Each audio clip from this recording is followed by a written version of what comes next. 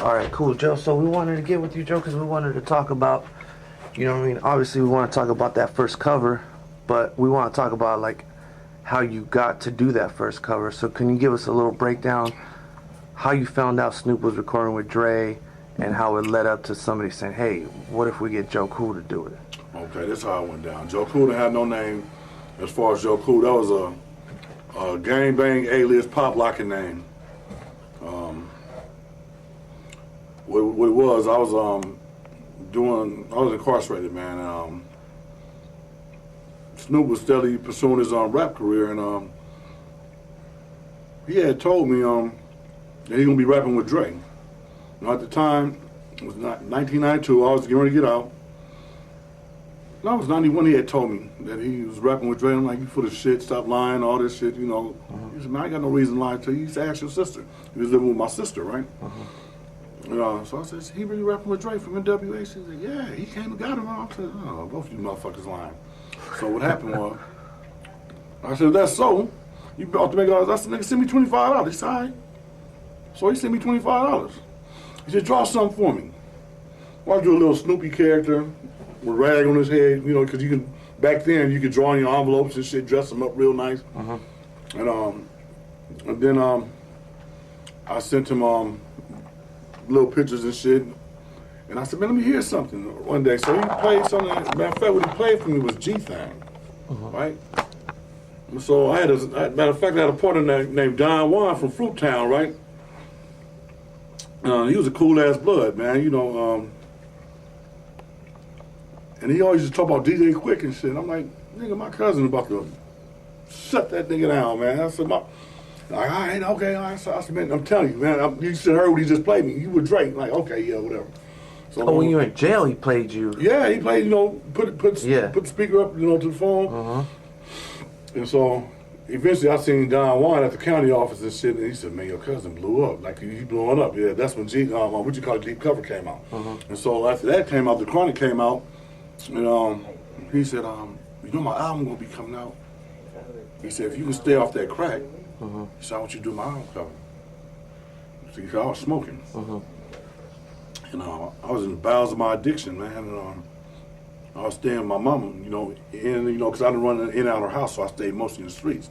But at this particular time, she told me, Snoopy called for you, and you need to sit down and wait on him. So I tried to clean up a little bit. He told me that he want me to do his album cover, and they gonna pay me. I asked him, I said, they gonna pay me? He said, hell yeah, they gonna pay you. He said, Interscope. So I'm like, Interscope? He's like, yeah, Interscope, they gonna buy you whatever you need. Just tell them, here's the number.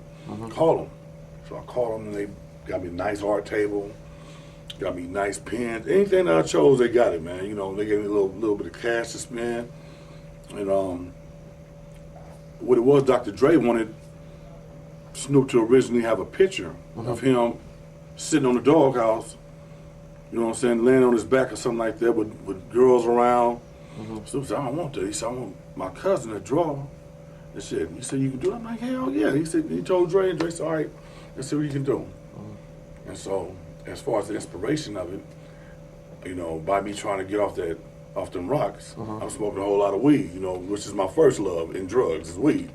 So he coming down there every other day, getting me high and shit, giving me these ideas. And so I had my girl Carla hike her ass up on the couch because she had a perfect ass. And so that's her ass that you see that's her actual picture of her ass. Actual Carla bent over and shit. That's it. Give me that. This is Carla Thompson's ass. I ain't trying to get at your ass now. I'm just letting you know, we already know this is your ass. You know, I got another woman, but this is Carla. She stood by me through all this shit. You know what I'm saying? And put the Romeos on. We want the redneck type ass sheriff. You know, boy. You know that type of mean Southern type of dog catcher. So I threw that on. You know, this part right here comes from Atomic Dog. These words right here. Why myself feel like that? Honestly, I chased it. I added that on and shit. And this right here, you know. But Joe, you know how did any of this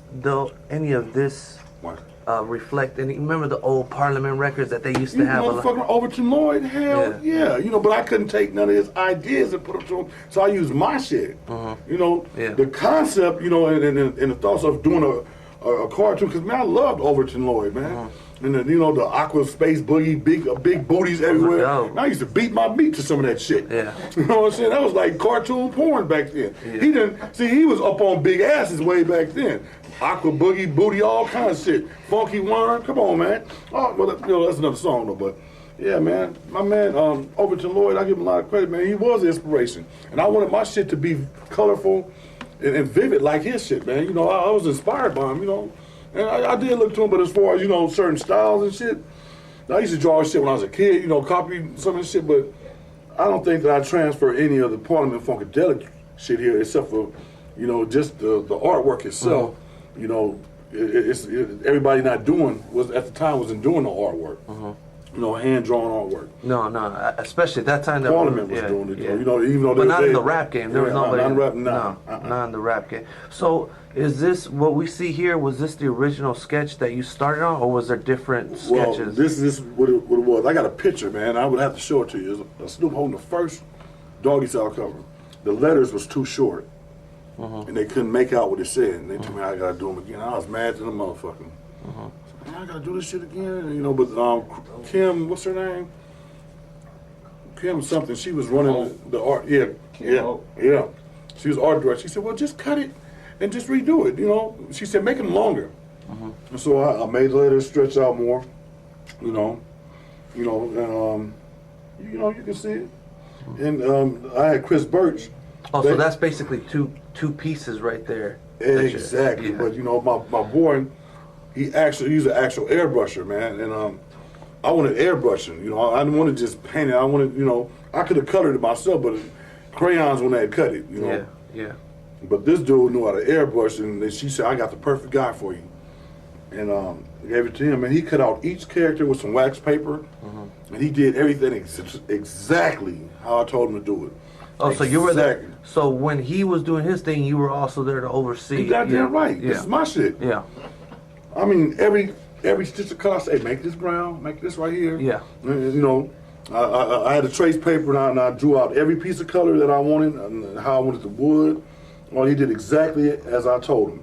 Now, it's a couple mistakes on here, but I ain't going to point them out to you, because the flaws, these flaws right here are classic. Yeah. I won't just point it, but I ain't going to say nothing about my rat-a-tat-tat there, though, but, I got on him about that, but it turned out for the good, and Rat-a-tat-tat has evolved. Yeah. It's crazy how that character came to life, right? That's almost its own character now. All he did was just sidekicking and hype man and talk shit on the side. He did a good job, man. The coloring. And then Joe, can you tell us about because obviously you did the first one for Snoop. But when he saw this one, what was his reaction? Was he happy? Was he proud of you? You talking about this right here? Yeah, that one. Hell yeah. Not just shit, me. Yeah. I hadn't been nowhere, man. I hadn't done nothing in my life. We go to prison, gang bang, smoke crack, smoke sherm, steal people's shit, go back to jail. That was the highlights of my life, other than busting a nut. But hell yeah, so this just took you man. on a whole new direction and stuff. I mean, St. Ides. Yeah. Can we tell? Because there was like posters that they had done for you. Yeah, Minded Wittenberg. His name was Minded. Yeah. And he's on his people have a bloodline that goes to Old English 800.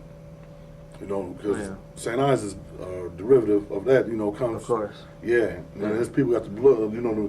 They owned it before. St. Ides had money. Hell They had crazy money. Yeah. I see my first $20,000 check through them. Yeah, because it was. I had to do shit. To do thank you. To do as many commercials that they did, you had to have bread. This dude, man. I had and act was so good about it. It's a beer that I actually drank.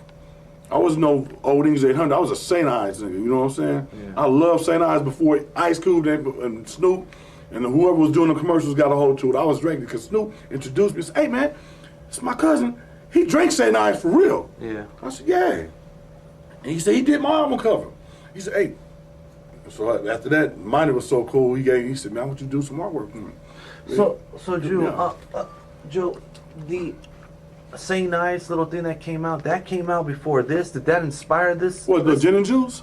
This cover. Remember, there was a Say Nice one that had basically this character. Basically, that came from Say Nice came from that.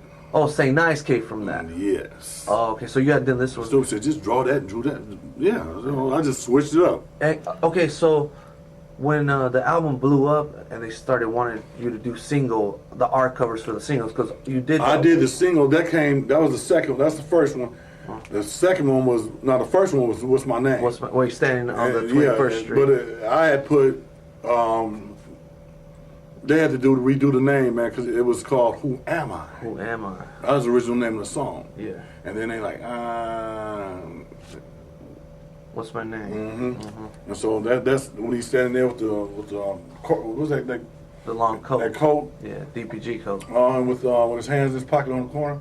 Yeah. That's crazy. And those Snoop just came back to you and said, "Yo, Joe, we need to start on the single," or were you working with that simultaneously with the album? He had a real cool manager. I thought she was cool. It was Street the Night. That was Suge Knight's wife, man. She was like making sure that I had work to do, man. You know, other than because I was doing like little part-time security. You know, watching Snoop back and shit like that. You know, who better than watching than me? You know, and it kept me busy and kept my mind off of really what I really wanted to do. Yeah. You know, and got to see the world, and little art assignments was coming up, man. Dre was like, asked me, hey, man, did you finish that thing? Yeah. Or I'll be working on it in the studio, and it came real easy for me because it's something I enjoy doing, man. Of course. It's something that to love your job is the greatest thing in the world. That's crazy. Okay, and then after, so you do the What's My Name, then you do the Gin and Juice, and then they didn't do one for Doggy Dog World because at that time I think you guys were like on the road too much or something like that. No, you know what? I did do something for that. You did? Yeah, but it didn't come out. You know, it's a lot of shit that I've done. You know, like you just pull that little thing out right there that I've done that never came out, but I did get compensated for it, probably, or I may never have gotten compensated for it. Like Snoop's Upside Your Head, I did something for that. That never came out. Wow. You know, I think it came out on an advertisement in a magazine. You know, one of the ones that I really want to talk to you about is the dog food because that back, that was you on the back. No, that's you. Not that's Hen Dog. That's Hen Dog. The dog sitting in the day room. Yeah. That's Hen Dog. Rest in peace. What about when they're all on the table? That's me. That's you. That's me. See, I had shows of versatility right there. Yeah. You know, there was no cartoon. Yeah. You know, I had Suge as the devil, but Snoop said, I don't do that. Yeah. So I just made an Afro devil and shit, you know what I'm saying? Yeah. And so, because he wasn't the enemy then, you know what I'm saying? Yeah. You know, because Suge was actually a real cool motherfucker with me, man. At that you know time. What I'm saying? He's I never had no falling out, except when I first met him. You know, we had some words and shit, because he was like trying to test me, like, nigga, this crip, you know what I'm saying? You got me fucked up. Yeah. I don't give a fuck how many you niggas up there, I ain't scared. You know, that was my mentality then. And then they like, oh, this is Suge, I'm like, okay. He said, well, this joke. Oh, you such and such relative? Nah, nigga, I ain't his relative. Nigga, I'm his cousin, nigga. Yeah. I'm trying to sneak diss me, all that shit. And so we worked it out and shit, and he became real cool with me, man. I got along real well with him. Nice. But half the niggas at Death Row I didn't get along with, man. Yeah. Hen Dog I got along with. Yeah, the art, yeah. Can you tell us, but for that particular, at one point that that long table, wasn't that going to be the actual front of it? Or no? No. No, they had never... no. I was supposed to have got the front, because I actually named Dog Food out. I named it because Dog Food is heroin. Yeah. So it's dope. The name of the album was, you ain't going to believe this, After All This Shit, Look What We Have Now. That's what the album was originally. That's the name of the album. The original title. After all this shit, look what we have now. I'm like, Daz, hold up, y'all niggas, you drunk, you high. You gotta keep this shit in the sense of doggy style. Yeah. Y'all a dog pound. Well, nigga, what you? I always come up with slogans and shit for them. Man, I write songs that motherfuckers would never know about. Dog food. Dog food. Nigga, you know what dog food is? Dog food is heroin. Dog food is dope. Your album is dope. Dog food. That's another form of chronic. Saying dope. It's exactly. Dog food is street slang for heroin. You know what I'm saying? Right or wrong, Risky. Yeah. So it's dope. So hence Dog Food. The cover wasn't supposed to have been Daz and Crew Up doing like this. It wasn't supposed to have been that. It was supposed to have been some niggas in the backyard with holding pet bulls while they eating and shit. That didn't work out. That didn't work out. But they did try to work with some other covers for it. Like they did do some reference, or not even. Nah. They just had the ideas flowing. When they just put shit in, they do it should to prove it. You know, cause Dre, Daz did the album. You know, it was his shit. He, like, I don't know, he changed his mind so motherfucking much. But that was what it was, man. You know. That's crazy. And then Joe, after that, what was because the stuff that was on All Eyes on Me, obviously that was Risky in Hand. During the Dogfather stuff, they just told you again, let's start thinking of ideas, let's start working on something. Or how did the inside of Actually, man, I had to push my weight around. I know you're gonna let me do something on this, though. Yeah. I wanted, I thought my shit was gonna be the cover. Yeah. But instead, they put Snoop with his hair pressed. You know what I'm saying? And what I did went on the back, and that's when me and Risky hooked up. Yeah. Risky painted my shit for me. The dog sitting in the chair, the broad coming out. Them old 1970 pimp chairs. Yeah. Risky did a hell of a job on that with the cup coming out, and I didn't get paid for that because I relapsed. I ain't gonna say relapse. I just started back doing what I enjoyed doing. Exactly. And because I never really stopped. I had breaks. But this time I went hard this time, and so I they like fucking me out there doing this shit. You didn't get no money for that. And then when I came to collect, Snoop like, nigga, you didn't do that. Risky did that. Like, you a motherfucking lying. We had a physical fight. It wasn't much of a fight, but it got kind of physical. Yeah. Because I'm like, oh man, I didn't get paid. Well, nigga, you ain't gonna get paid. You should been out there smoking that shit. Joe, this was during that time where Snoop had made that song "Doing Too Much," right? Because the original that came out in 2099. That's about me. That's what I'm saying. That song was about see, now you had said something about that earlier. Some years back, we'd be fighting. I'd be flipped this table over on your ass, because I took offense to it, even though it was true. You know what I'm saying? Yeah. I didn't want to be called no crackhead, or letting motherfuckers know that I'm smoking. That make you look bad and look weak when you behind them bars, behind them walls. You know what I'm saying? Oh yeah. And I got into it with a nigga named Sleepy from Main Street. Behind that shit, because he kept playing the song. First, Sam Dogg, Nate Dogg's brother.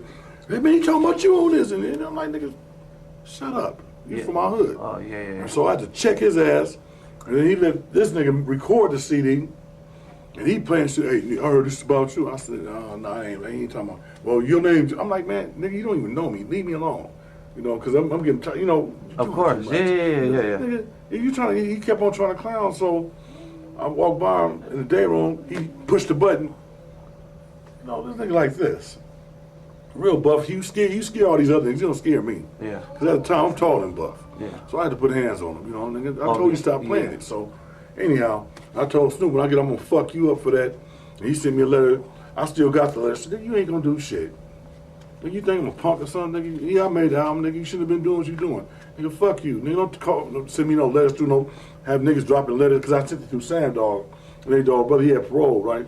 We was in camp in Azusa. He said, nigga, gonna be sending this nigga with letters talking about you gonna fuck me up. Nigga, you my motherfucking cousin. Nigga, I'm your little cousin, but I ain't no punk. Nigga, yeah, I made the album. Ooh, so what? You should have been doing what you was doing. Nigga, enjoy the money. He sent me $500, a $500 stamp on that motherfucker. That's a lot of money in prison. So I sent him one back. Said, I'm sorry. Yeah. You're right. You're right. Yeah, I should have been doing it. Joe, but during the same time though, during that when you had created the Dogfather thing, you were also Doing Too Much came out after that. Doing way after. But you were also doing the LBC Crew album cover that nobody knows.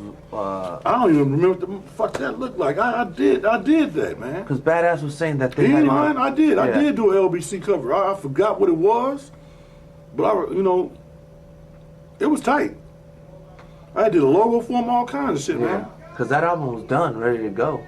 Man, they had some shit on there. Matter of fact, I got a few songs in my car on my iPod with them on there. Some nice songs, yeah. Haven't You Heard? Yeah. with South Central doing some other shit. That was all early LT hunting too. A lot of people. LT was. That's when he got involved. It's like what, like 98, 97 when LT came to the picture. Yeah, like 96, 97. Right, those are. LT was in the picture. And then, Joe, after because obviously for when he first went to No Limit, I was in prison. Yeah, so when was this one was your introduction back? Which one? The Last Meal. Yes. Was you coming back to it, right? So on that one, who came at who? What was Snoop told me that this is the last album that motherfuckers get to eat off him. You know, meaning that he has to make this album for somebody else. Yeah. You know. And Contract. This is the last, exactly. Yeah. And so it's called The Last Meal. And so he wanted me to do it. And my idea was, let's put the motherfucker on death row, you know. And there's some irony in that, you know, because death row. Yeah. And that's give him his last meal with chicken wings and yada, yada, yada. That's do a CO, sending his ass to death. You know, make it kind of funny, you know. And he gave me room to do that shit, man. And as I was telling you about Master P, he gave it his approval. And I hollered at him, and Master P like asked me what I needed, man. He like, what you need to start with? I said, just send me something. Shit, nigga, send me knocking on the door. Mr. Daniel? Yeah, that's me. Thank you. All right. That's just to start with. Yeah. And then, now the guy who colored it, you know, I didn't have no contact with Chris Birch anymore. So I found out, because while I was locked down, Snoop's Greatest Hit album came out. And the motherfucker, you know, because I was, you know, while you locked up, shit happens, man. And you be like, man, this motherfucker, because oh, that's right. it was the greatest hits of the dog sitting back in the chair, got all these dogs bent over, doing all this shit. The style of writing is like a tacky style of mine. I'm like, you got motherfuckers drawing like me? First I'm thinking Brent did this shit. I ain't gonna kill this motherfucker. It was like a watered down version. Yeah. We had a derby on and shit. Like, motherfuckers stealing my shit. Yeah. Like, nigga, you allowing this shit? That was the last thing that he did with Sugar on it, the greatest hits. Yeah. That was the last Death Row album, to my knowledge. And But Joe, he didn't have control as far as like that artwork. I think like that album. He had control. He had control. He had control because his manager name was Lupe Ceballos. Her brother name was Jose Joe Ceballos. He did that and colored it. You know, so he knows. Yeah. Me, I had an issue with that. You know, I don't like motherfuckers, you know, stealing my shit, man. You call it plagiarizing my shit. And so Snoop told me don't worry about it. He said you'll get the next one. And I had, you know, because I'm locked up and I'll be saying this shit. You know, ain't nothing you can do. Yeah, of course. That's even harder. You know what I mean? Like, damn, who the fuck can I talk? I mean, I can't just call this nigga because I mean, on the streets, you barely can just call him anyway. You know, it's a lottery if he pick up the phone. Like, nigga, is this really? Yeah, nigga, it's really like, god damn. Yeah. Shit, you never answer the phone. You know. Yeah. But so Last Meal goes good, and then I believe it's called what is that album from Snoop Brisky that has Beautiful on it? Is that Rhythm and Gangster? No, it was the one before. Well, let's talk about you did the a nice one that you had done recently was the Vatos. Oh yeah, that's me and my boy Alex Castro. Yeah, that was dope. Yeah, Castro got down. See, Castro could color, man. I drew all the characters, right? Yeah.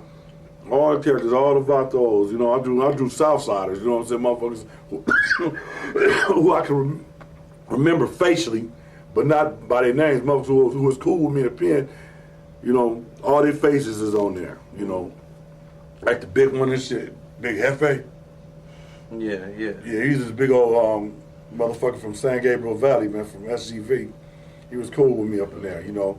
He was a camp with me. He had a gang of tattoos and shit. He didn't bother nobody. He was just one of them stereotypical big motherfucking essays who didn't take no shit that motherfuckers respected, and he was cool with me. You know what I'm saying? I always remember his face, so that's him.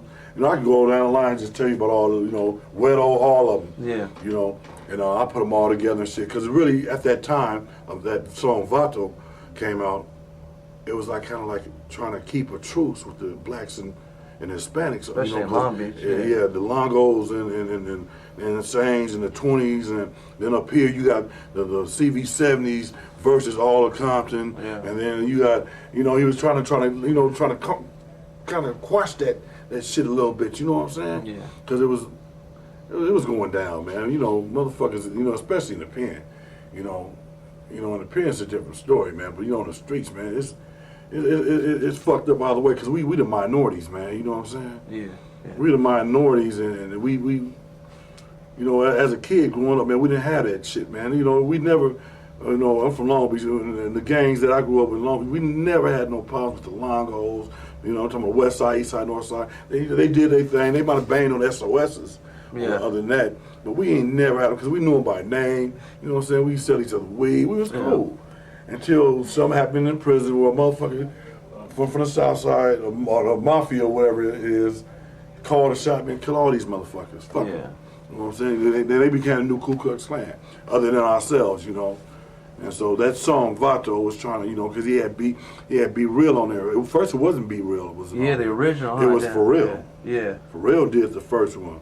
You know what I'm saying? Vato, you won't believe what I saw. That's if you heard the original. And then he switched it to Be Real. Be Real. You know what I'm saying? So, and that gave it some authenticity. You know, and it really is basically, you know, because Snoop has a large Latino following, man. Of course. You know, and he loves. Shit, man, if you Latinas. go to all those K-Day concerts, though, that's all it is, right? All the time. It's only Mexicans. All the time. Like, they love, man. You know, for like the old school shit? Like all old school. rap? Come on, it's y'all, man. Yeah. You know, y'all got the biggest, especially our oldies. Come on, man. Yeah. Come on. Dude, Brent Wood been fucking... See, he talking about Brent Wood. 60 days a year because of us, dog. You goddamn right. Y'all kept his career going, man. He's still I'm telling going. you. Brent Wood. You know, what would LAB with our Latino Mexicans, man? I love you motherfuckers, man. My neighbors, you know, everybody, I know you got Mexican neighbors. You can't, come on, goddamn, we in Mexico. That's why I tell my cousin, I'm going to come to California to learn how to speak Spanish. That's our next interview is Risky doing Vicente Fernandez fucking mural. No, I'm telling you, man. And one of my best friends from high school, I'm talking about, when I say best friends, I'm talking about closest people to me is Alex Castro, man. You ever heard of him? Mm-hmm. Castro do all my new shit, Vato. He did, and, you know, Castro is one of the best artists I know, man. He got Sinless clothing, go to Sinless, man. He's a tattoo artist. From Long Beach? Or? Yeah, from Long Beach. We had acting class, we was in drama together, we was always cool, man. That's cool. And to this day, man, you know, he got his own little shop out in Hawthorne. He did a lot of shit. You know what, I can't even put up the shit that I can't even think of it. He did a lot of shit with me, man. You know, as far as Snoop do shit. How's it doing?